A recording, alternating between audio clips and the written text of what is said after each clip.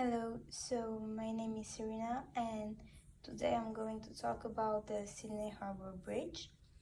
So, first of all, after reading this text, I learned that the Sydney Harbour Bridge has been designed and managed by the engineer Dr. Bradfield. His inspiration came from New York when he saw in the 1920s the Hellgate Railway Bridge, and that he quickly changed the specification to create a similar one for Sydney.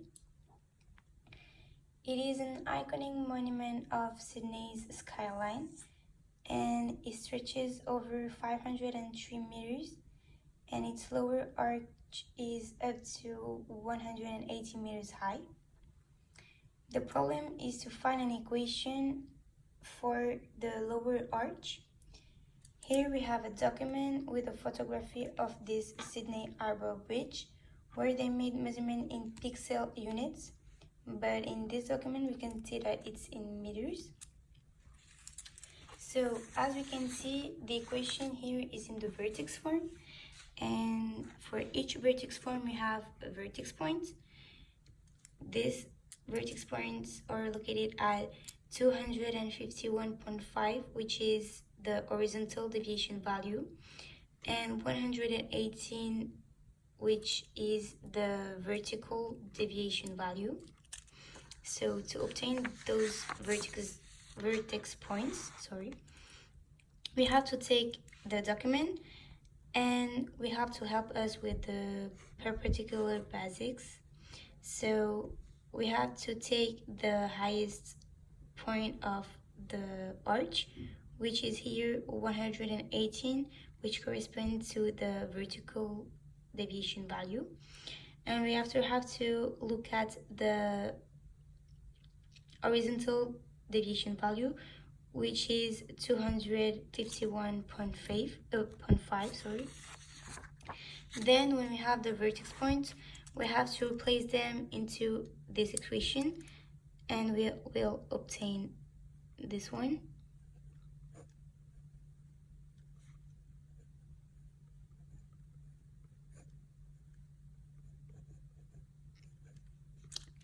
Then between the 3 points given here, I will choose one of them, and here I will choose this one that I will call A.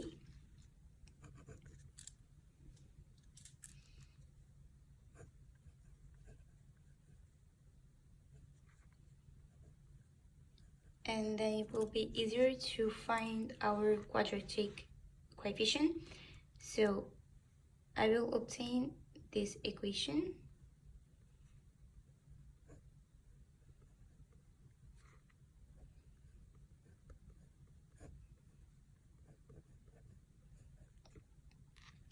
And then I just have to replace the points into the equation, and I will obtain 108 equal to A parentheses 323 minus 251.5 squared plus 118.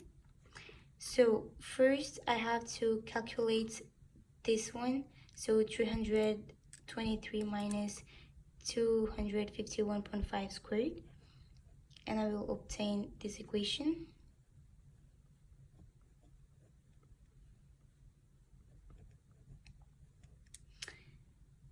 Then when I obtain this equation, I have to put this number alone, and then I will obtain this equation.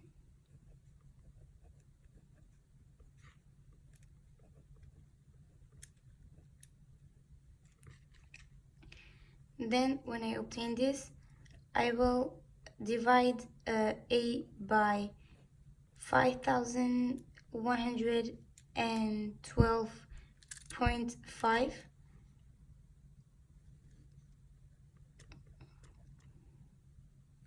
Sorry.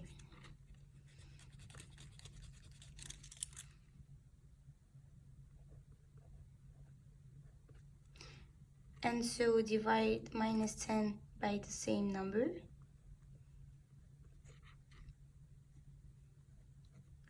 After it, I will find A equal to minus 0.00188.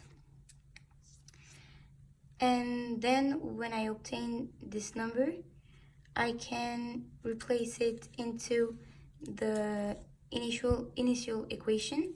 So I will have y equal to minus 0.00188 parentheses x minus 251.5 squared plus 118. And as we can see it, it's the same equation that they find in the exercise. So we have the same results. And then I can say that math is very important in many different fields, which include architecture. It is impossible to design buildings, especially tall ones, because without math, if we have a wrong measurement, the construction will not be able to hold. So without math, buildings would collapse, and if this bridge is still up nowadays, it's because the engineer, Dr. Bradfield, was able to design it with the right measurements. So that's why math is very important in architecture. So thank you for your attention, and goodbye.